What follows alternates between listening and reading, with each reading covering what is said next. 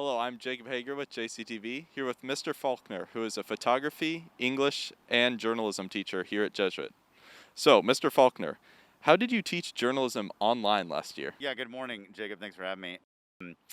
Journalism was challenging last year because obviously there was no paper being printed, and we've always done journalism really as a paper product. So we really had to rethink entirely what we were going to do and ended up trying to, as well as we could, manipulate an online version of the newspaper.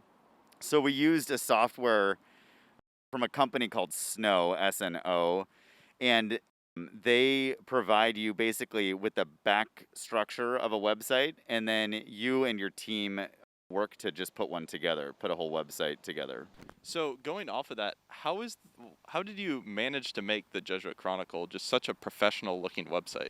Thanks. Yeah, it's really a team thing. You know, the students drive ultimately kind of what we want to do as a group.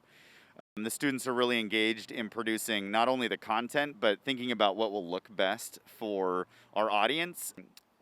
Steele Clevenger, who graduated last year, she was really important for our kind of our graphic illustrations. And so she tried to make the website look as nice as possible. And then it's really about just providing good photography from our photography class and from our journalists and making sure it looks decent so that a viewer wants to keep coming back again and again. This year, we've added a lot more sports. So right now we're averaging about 300 to 500 views a day, which is pretty good for a student newspaper. And then we're hoping to increase that as time goes forward. And how are you able to help your students find new stories to write about? Students are the ones who are out there trying to make sure, their community is voiced. One of the challenges we always try to ensure that we're looking at is making sure that we don't just give voices from people in the class, but we're trying to represent the whole community. So what voices are out there that are not being understood? We'll lean on, for instance, like the DEI office to give us some voices about what's going on in there. We'll also lean on our administration. Principal Hogan's really helpful. He always has an ear to the ground and is willing to give us some insights. There's also just cycles of things that come up every year. Interesting. So, what is one overarching goal for your journalism class this year?